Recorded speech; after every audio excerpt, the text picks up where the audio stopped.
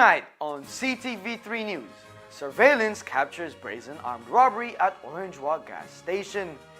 Questions remain after death of Christopher Whitson, wanted for questioning in Orange Walk case. In San Jose Palmar, police are investigating the death of a 38-year-old watchman. And a murder conviction and a life sentence imposed on Dean Galvez as the Court of Appeal rejects his challenge. These are some of the stories we have for you tonight in our newscast for Tuesday, July 21st, 2026.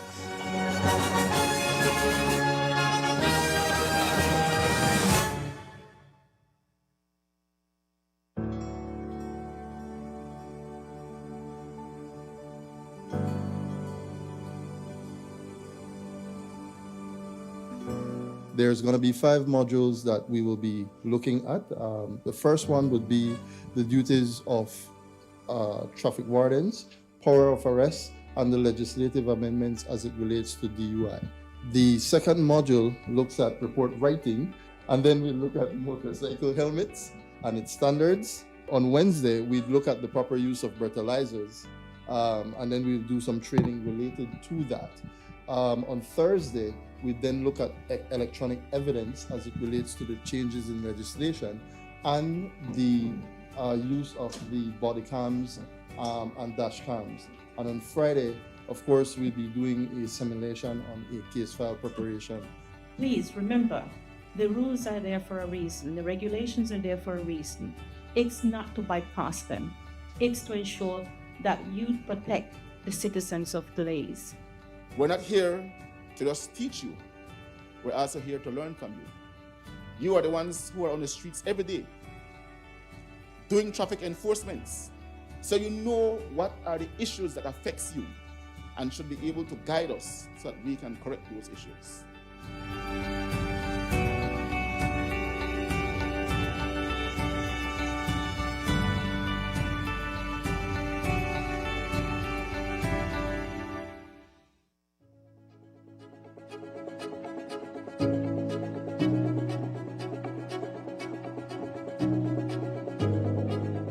At the beginning, it was a bit challenging because it sounded so good and so promising that I think people were reluctant in embracing the idea.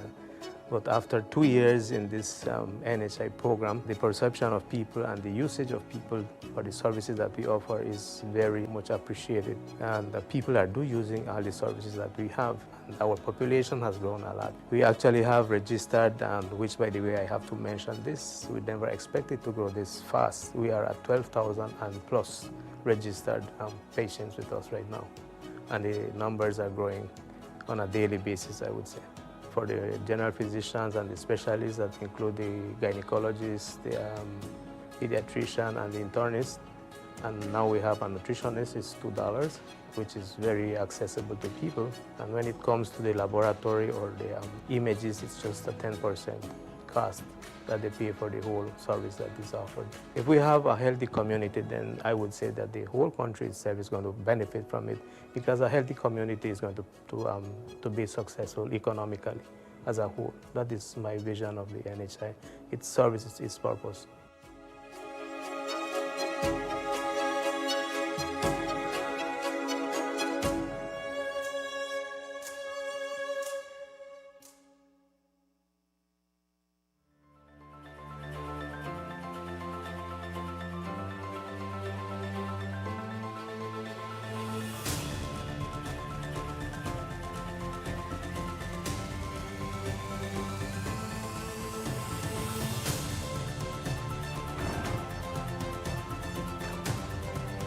Today will be the inauguration of the backup water system. This will be able to assist the Pomona Water Board to expand, and if they get breakdown with the current system, this can also be a backup. There are times when, especially in the dry season, when the current system might run low or might run dry, and that by itself creates a problem to fetch water. So we are hopeful that if this is not used as much right now, when the other system runs low, this will kick in. We must ensure that people have access to clean, safe, potable water, just like everybody else across this country. What you see here today is an investment of over $160,000. It includes all the pipes that you see here. We also have other accessories. We have a backup generator. We have the solar system. And we also have a booster pump. The most difficult part that hinders development is the access of water. We have reduced significantly the amount of people that were deprived from accessing a basic need such as water. I am elated, very happy to be here, receiving the system. I think everybody would be very happy, very happy. When we call it, we have no water, no nothing. That was an empty spot, but it's home now. They have a pipe right out there, so it's still okay, just that we had to reach up to get the water. I cannot wait to have it reach to our door.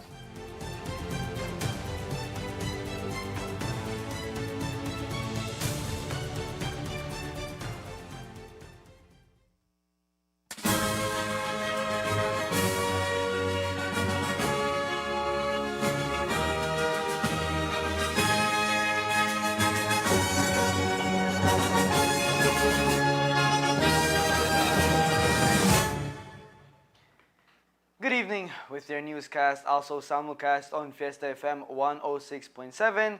I am Jaden Gamis. A brazen armed robbery at Gas Plus service station in Orange Walk Town on Saturday night has left 3 employees shaken and police searching for 2 masked suspects.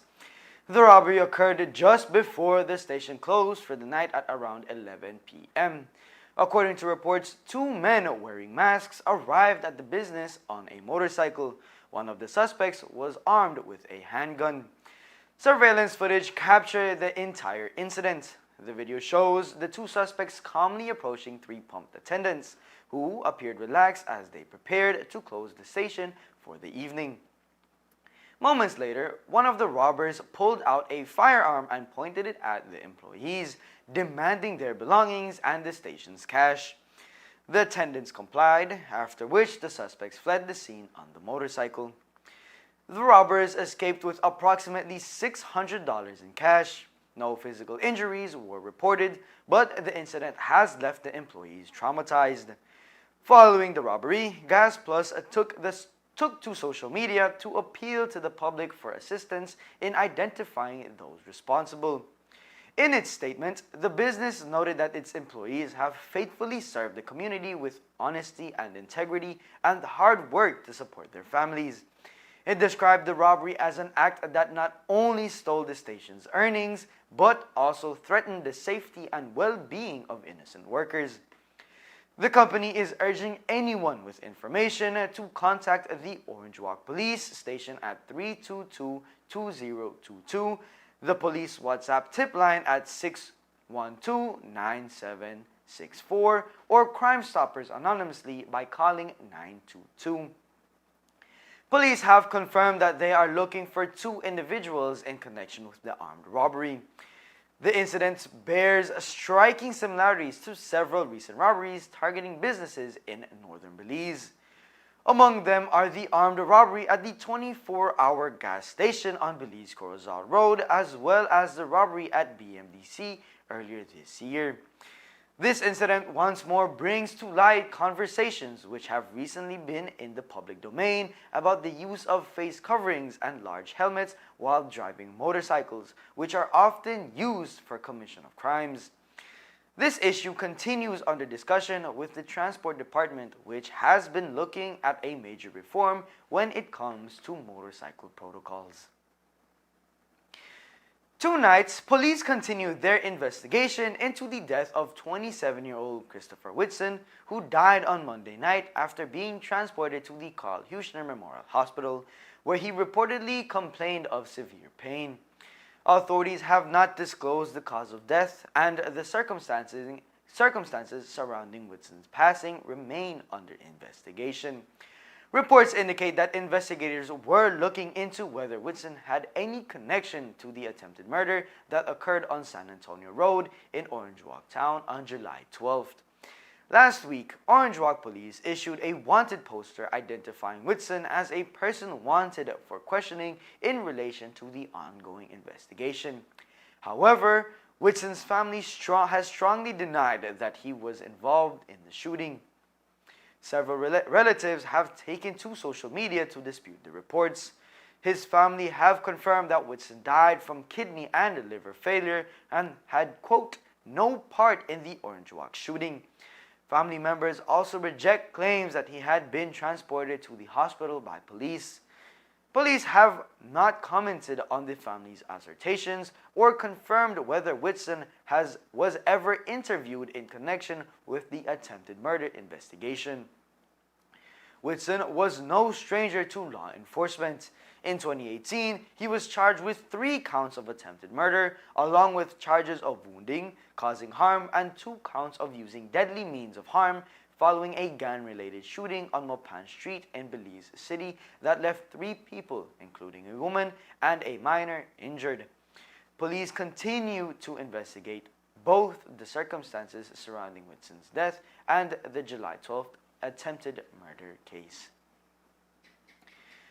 Police in the Orange Walk district are investigating the death of a 38-year-old watchman who was found unresponsive at the construction site where he worked in San Jose, Nuevo Palmar Village. According to police, the report was received shortly after 10:15 p.m. on Friday, July 17th, of a motionless man at a 2-story construction site located off the Philip Golson Highway. Responding officers arrived at the scene and discovered the body of a man lying on his side with visible injuries to his head and body.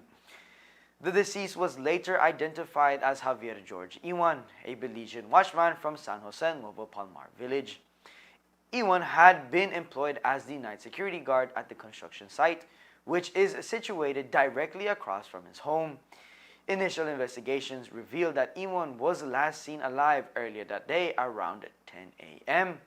A relative who visited him at the site reportedly found him lying and vomiting after he had consumed alcohol the previous night. Before she left, Iwan asked her to return later with food. When the relative arrived approximately 10 p.m., she entered the building and found Iwan lying motionless on the floor. She immediately sought assistance from a nearby neighbor who contacted the police. Police have not yet indicated whether foul play is suspected, and investigations into the circumstances surrounding Iwan's death remain ongoing. A late-night police patrol in Orange Walk Town ended with the arrest of a licensed gun owner who was allegedly carrying a loaded firearm while under the influence of alcohol after sustaining injuries during an earlier altercation.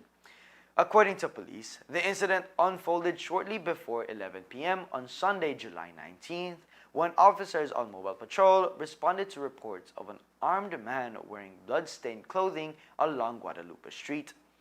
Upon arriving, they spotted a man limping towards San Antonio Road. He was dressed in a white shirt and khaki 3/4 pants, with visible blood on his face and clothing.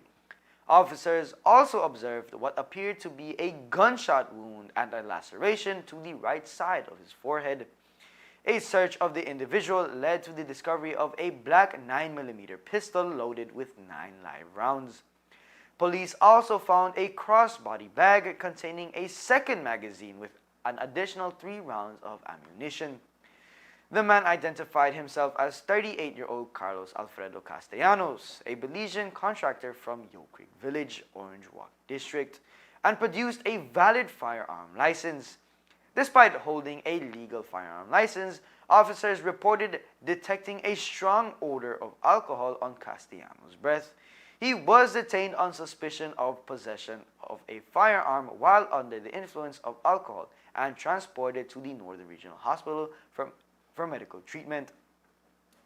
Preliminary investigations indicate that earlier that night, Castellanos was allegedly involved in a confrontation with several men at the parking lot of a gas station along the Belize Corozal Road.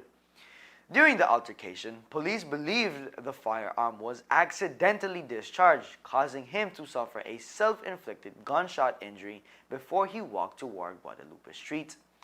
While receiving treatment at the hospital, Castellanos consented to providing a urine sample. Police also secured the firearm, both magazines, and the 13 rounds of ammunition as part of the investigation. Following his release from the hospital, Castellanos was formally arrested and on Tuesday, July 21st, charged with possession of a firearm while under the influence of drugs or alcohol. The Court of Appeal has affirmed the murder conviction and life sentence imposed on Dean Galvez, rejecting his challenge to the 2021 judgment that found him guilty of fatally shooting Ronnie Omar Casasola Jr. in San Mateo, Cayo District. In a recent decision, the appeal court dismissed Galvez's appeal, concluding that the trial judge correctly evaluated the evidence during the judge-alone trial and made no legal errors in relying on eyewitness testimony to convict him. Galvez was found guilty of murdering Casasola following a deadly confrontation on the night of May 5, 2018. Prosecutors said the violence stemmed from an altercation between Galvez, his associates, and members of the Casasola family at the Pedregal bar. The dispute continued after both groups left the establishment and made their way home. According to the prosecution, Galvez pulled out a firearm and fired several shots before briefly retreating. He then returned and fired again, striking Casasola, who later died from a gunshot wound. The case against Galvez relied heavily on the testimony of 5 eyewitnesses who were acquainted with him before the incident. They told the court they saw Galvez fire the shots from a distance of about 20 to 30 feet under street lighting, allowing them to clearly recognize him. Galvez denied being the gunman, maintaining that he was elsewhere seeking cover after hearing gunfire. Although an alibi witness genuinely supported his account, the witness's testimony differed from Galvez's on whether he had jumped over a fence while fleeing. The trial judge determined that inconsistency weakened the credibility of the defense. On appeal, attorney Norman Rodriguez argued that the conviction was unsafe because the trial judge placed too much weight on the eyewitness evidence. He also relied on forensic findings, indicating the fatal shot entered the victim from behind, questioned whether the judge properly distinguished between identifying a stranger and recognizing someone already known, challenged the reliability of the witnesses' observations in the available lighting, and pointed out that no identification parade had been conducted.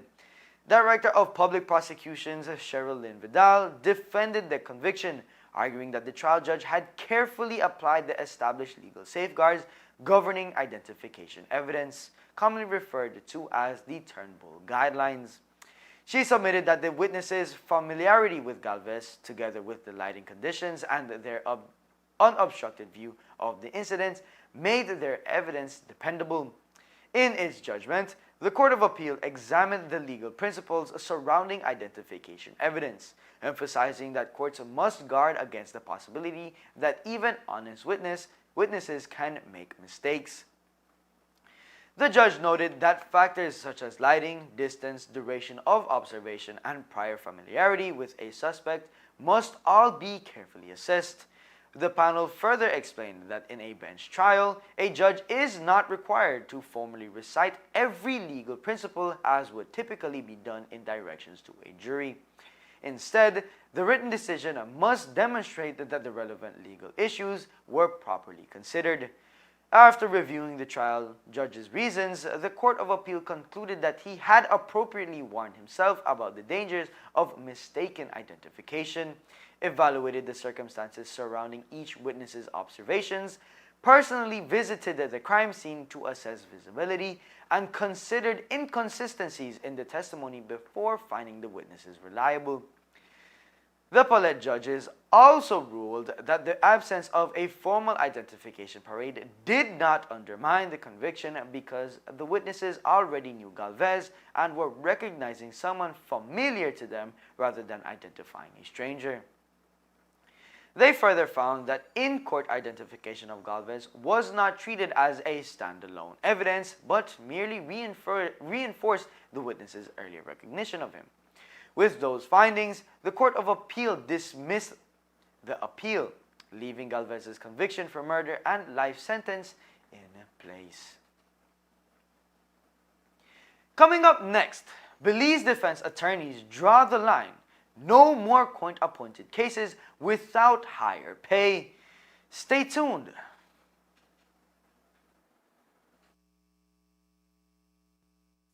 Money travels fast, so make sure you check it before you spend it. Here are 4 easy ways to know your money is real. Look, feel, tilt, and check. Look closely at your note by holding it to the light to see the watermark and the note value. Notice how the see-through image completes itself perfectly. Feel for authenticity. Run your fingers over the raised portrait and the bars on the edges. 1 bar for the $2 and up to 6 bars for the $100. Tilt the note to see the hidden value appear. Look for the moving images on the security thread and holographic shimmer on higher denominations. Check closely. Use UV light or a magnifying glass to find hidden images and microtext. Remember, handling counterfeit money is illegal. If you spot a fake, report it to the police immediately. Look, feel, tilt, and check. Know your money. Check it before you spend it. A message from the Central Bank of Belize.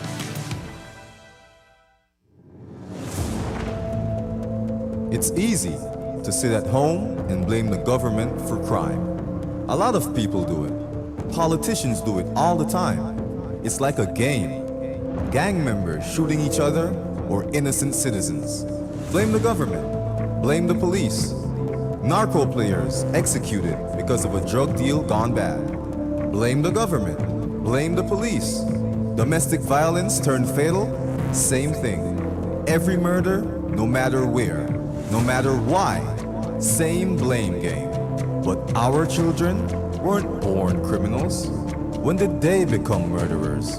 Who taught them their values? Who taught them about right and wrong? Where are their parents, their families? It's not too late to save your child. It's not too late to raise your child right. Keep them in school. Keep them off the streets. Teach them the value of hard work. Teach them honesty and integrity.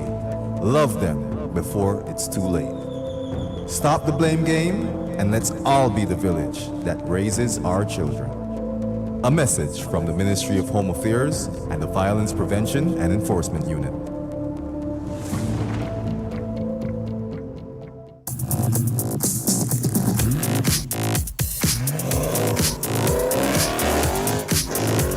When speed matters, every second counts.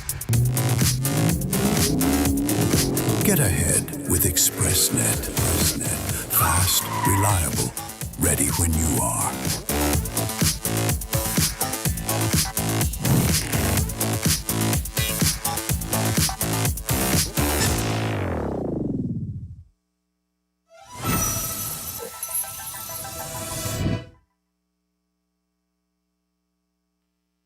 Community spirits took a violent turn in Nuevo San Juan village after an alleged knife attack left one man injured and another facing criminal charges. According to police, the incident occurred on Saturday, July 18th at approximately 4:40 p.m. Residents had gathered at the village football field to paint the playing surface in preparation for an upcoming match when the situation suddenly escalated. Investigators say a 24-year-old Jorge David Mendez approached a 40-year-old villager and allegedly confronted him over a past dispute involving the older man's son. Moments later, the confrontation reportedly turned physical after the young man produced a silver knife and moved toward the victim. Police say the 40-year-old attempted to retreat, but a struggle ensued. During the altercation, he managed to disarm his alleged attacker by taking control of the knife. Despite doing so, he sustained a cut to his back, another to his left hand, and a bite beneath his left arm. A medical examination later classified the injuries as wounding. The injured man subsequently reported the incident to the Trial Farm substation and requested legal action. Officers searched Nuevo San Juan village later that evening but were unable to locate the suspect. The investigation led to an arrest on Monday morning after police secured a warrant in the first instance. As a result, Mendez was formally charged with wounding. A public dispute between the Bar Association of Belize and the Association of Defense Attorneys, the ADA, has intensified over the recent appointments of 2 regional judges to the High Court, exposing divisions over judicial appointments, transparency, and the state of Belize's justice system. The ADA criticized the Judicial and Legal Services Commission for appointing Guyanese attorney Shaniza Smith and Trinidadian attorney Peter Carter, arguing that qualified Belizean applicants were overlooked. The group also called for greater transparency in the appointment process and questioned the leadership of the commission. The Bar Association strongly rejected those claims, defending the independence of the Judicial and Legal Services Commission and Chief Justice Louis Blenman. It said judicial appointments must be based on merit, not nationality, and warned that the ADA's proposals risk political interference in a constitutionally protected process. The ADA responded by accusing the Bar Association of ignoring long-standing problems in the criminal justice system, including court delays, case backlogs, and limited access to justice. It insists its concerns are about accountability and ensuring experienced Belizean attorneys receive fair consideration for judicial appointments. Meanwhile, Belize's criminal courts could face major disruption beginning August 1st. The Association of Defense Attorneys says its members will stop accepting court-appointed criminal cases unless the government follows through a long-promised increase in legal aid stipends. Defense attorneys currently receive $2,000 for court-assigned cases, though they say those same cases can cost as much as $15,000 on the private market. The association says the decision was difficult, but argues it can no longer absorb the financial burden of representing indigent defendants at current rates. ADA member Orson Erlington explains why attorneys are taking this stand.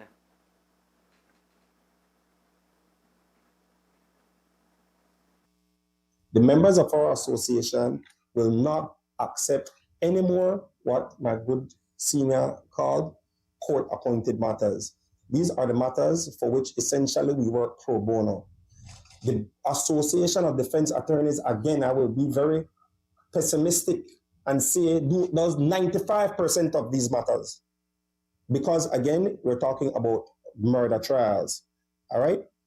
And I have seen where there is an issue that I must bring to the attention of the public where, again, and us doing this is not an attempt to cripple the judiciary and to cripple the access to justice for those persons who cannot afford it. But this again has been a commitment that the administration has made and committed that they would change it, understanding that it was costing our membership to represent people. When you're going to travel all the way to Toledo, hotel, etc., and my good brother had mentioned it's not $5, it's $2,000. $2,000. When my good brother can tell you at the private bar, you're looking at a minimum of about $15,000 if you're going at the private bar. We had come to a compromise, and they said $7,500 so that it is somewhere in the middle to cover your expenses, etc., and something for your time.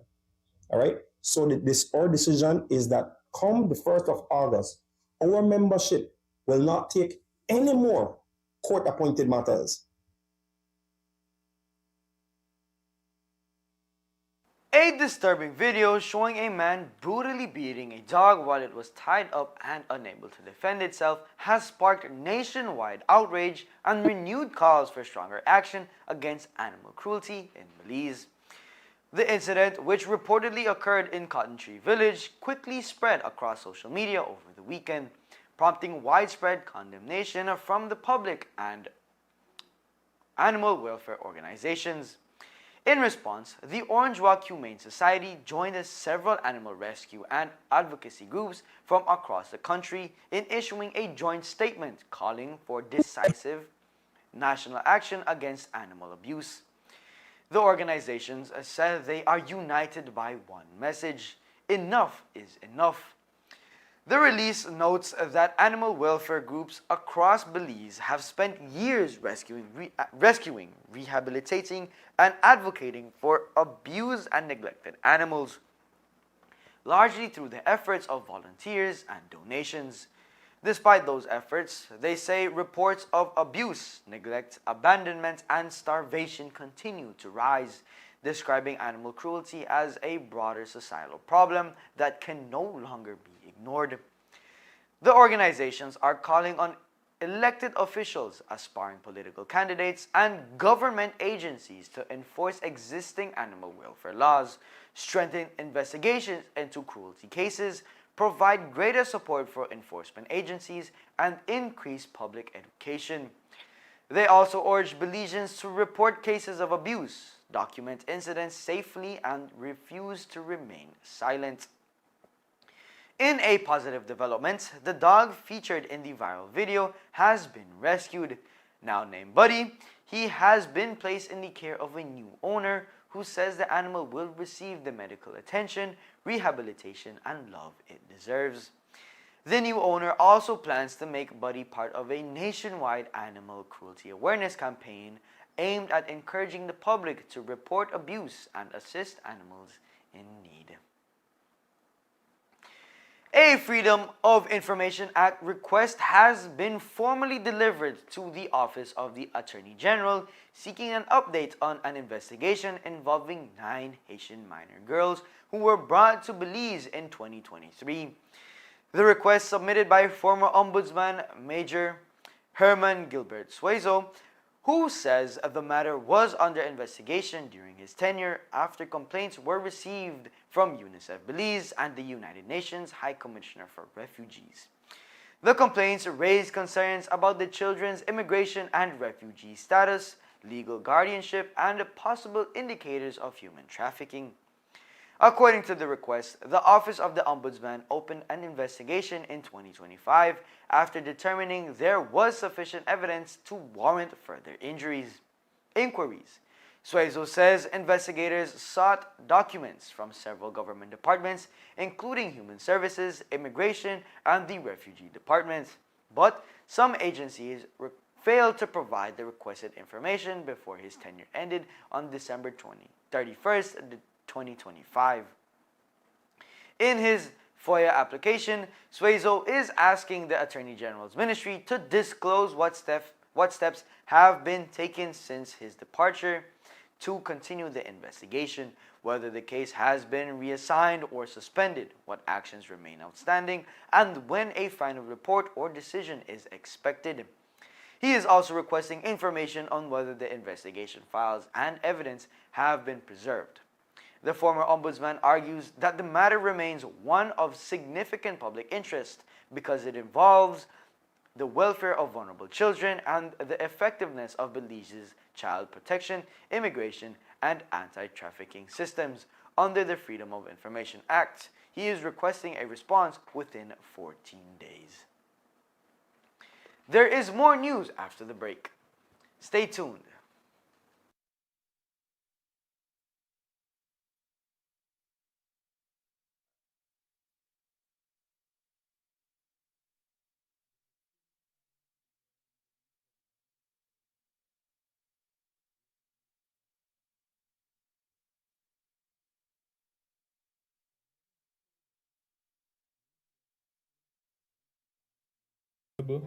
An impactful instrument for community-based poverty reduction. Here in Belize, the legacy is clear. Over the past 25 years, BNTF has completed 79 sub-projects in vulnerable communities at an estimated cost of $23.79 million United States dollars. Through BNTF 11, we have begun a new cycle of investments. This investment of more than $5.2 million United States dollars represents far more than approved financing. It represents a renewed commitment. BNTF has supported transformative investments in education, water and sanitation, community infrastructure, livelihoods, and social development. Through BNTF 11, we have an opportunity to build on that legacy by ensuring that our investments respond directly to the needs of our people, particularly the most vulnerable among us. The new school building has made a huge difference for me and my classmates. The improvement to our school have made our learning environment cleaner, safer, and more comfortable.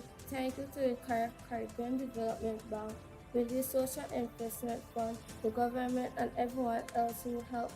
No one must be left behind.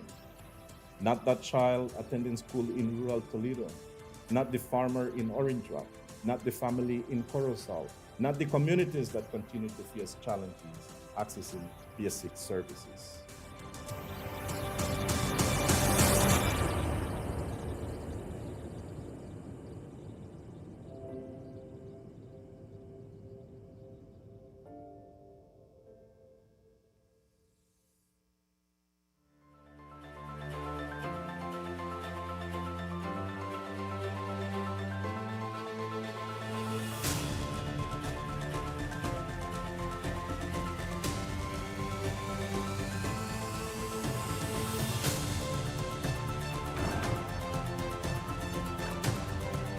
Today will be the inauguration of the backup water system. This will be able to assist the Pomona Water Board to expand, and if there's a breakdown with the current system, this can also be a backup. There are times when, especially in the dry season, when the current system might run low or might run dry, and that by itself creates a problem to fetch water. So we are hopeful that if this is not used as much right now, when the other system runs low, this will kick in. We must ensure that people have access to clean, safe, potable water, just like everybody else across this country.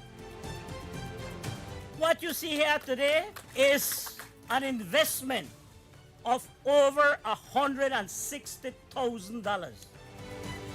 It includes all the pipes that you see here. We also have other accessories. We have a backup generator. We have the solar system. And we also have a booster pump. The most difficult part that hinders development is the access of water. We have reduced significantly the amount of people that were deprived from accessing a basic need such as water. I am elated, very happy to be here, receiving the system. I think everybody would be very happy, very happy. When we call it, we have no water, no nothing. That was an empty spot, but it's home now. They have a pipe right out there, so it's still okay, just that we had to reach up to get the water. I cannot wait to have it reach to our door.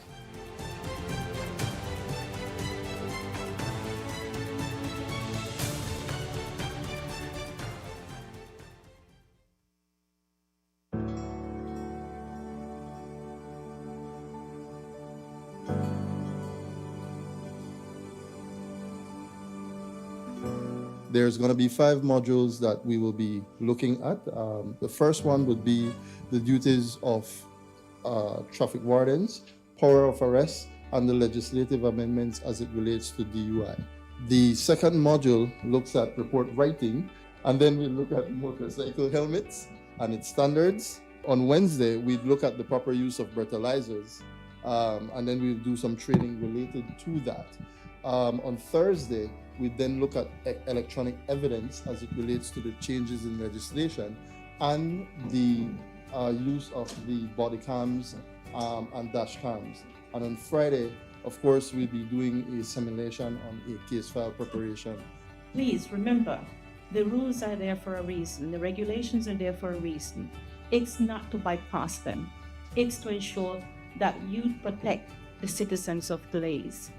We're not here to just teach you. We're also here to learn from you. You are the ones who are on the streets every day doing traffic enforcements. So you know what are the issues that affects you and should be able to guide us so that we can correct those issues.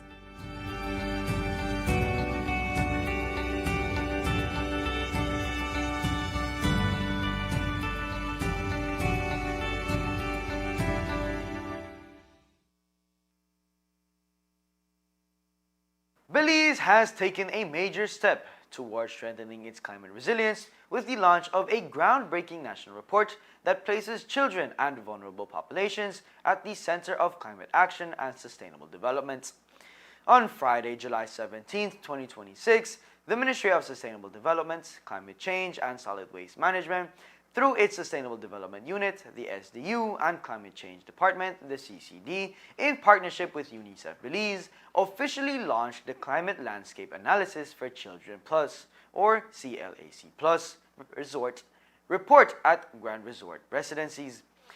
The CLAC Plus report is the first comprehensive national assessment examining how climate change, environmental challenges, energy issues, and disasters seed affect children and other vulnerable groups across Belize. The report also highlights the unique risks faced by persons with disabilities, indigenous peoples, and pregnant and lactating women, while providing evidence-based recommendations to strengthen climate resilience and develop more inclusive policies and programs that respond to their specific needs. Serving as a critical roadmap for future action, the report lays the foundation for stronger national policies, targeted investments, and coordinated programs designed to protect children and vulnerable communities from the increasing impacts of climate change.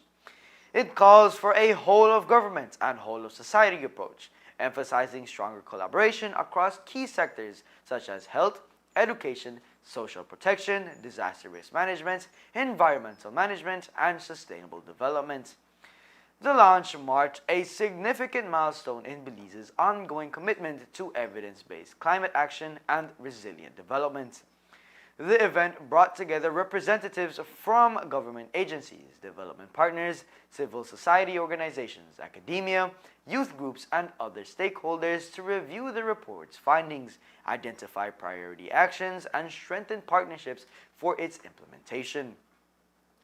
As climate-related challenges continue to intensify, the CLAC Plus report provides Belize with a comprehensive framework to guide inclusive decision-making and ensure that those most vulnerable are better protected while building a more resilient and sustainable future for generations to come.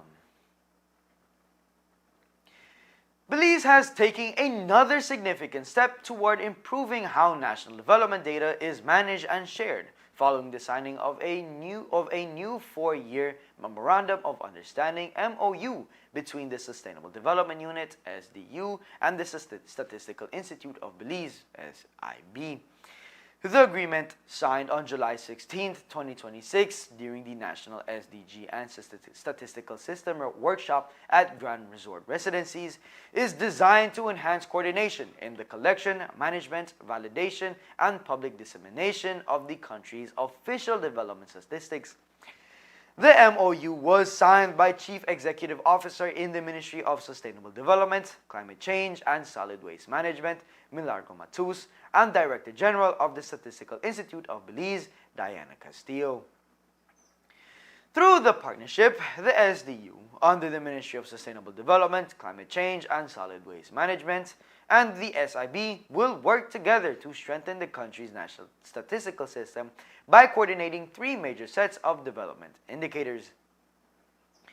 These include the Sustainable Development Goals, SDGs, the Antigua and Barbuda Agenda for Smile Island Developing States, ABAS, and the hashtag Plan Belize Medium Term Development Strategy, MTDS 2.0. The collaboration will also ensure that these indicators are accessible to the public through the Belize National Statistical System, the BNSS portal, creating a centralized platform where policymakers, researchers, development partners, and citizens can access reliable and up-to-date national development statistics. As part of the agreement, the Statistical Institute of Belize will be responsible for gathering data from government agencies, verifying its accuracy, and publishing the indicators on the BNNS portal. Meanwhile, the Sustainable Development Unit will oversee national coordination for the SDG and ABS reporting, including the preparation of Belize's voluntary national reviews. The unit will also work to strengthen collaboration across ministries, departments, and agencies, improving data sharing practices, align national indicator frameworks, and promote the BNSS portal as Belize's primary source of official development data. The signing ceremony marked the conclusion of the National SDG and Statistical System Workshop, where participants endorsed 3 key planning documents that will shape the country's future development reporting efforts. These include the Interim SDG Progress Reports from 2025, the SDG Data Ecosystem Prioritization and Action Plan 2026 to 2030, and the Statistical Capacities and Needs Assessment 2026.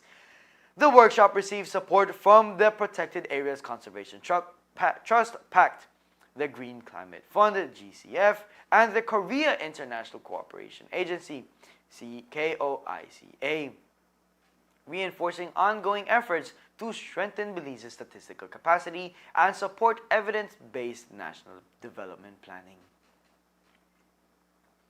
And that's the news. We invite you to join us for another newscast on Wednesday, July 22nd here on Ctv3 News and Fiesta FM 106.7. Remember that to read a text version of the news, you can visit our website at www.ctv3belizenews.com. You can also log on to our Facebook page for current stories at facebook.com/ctv3belizenews. Or you can visit our YouTube channel at Ctv3 News BZ. From all of us here at Ctv3, thank you for watching and listening, and have a splendid night.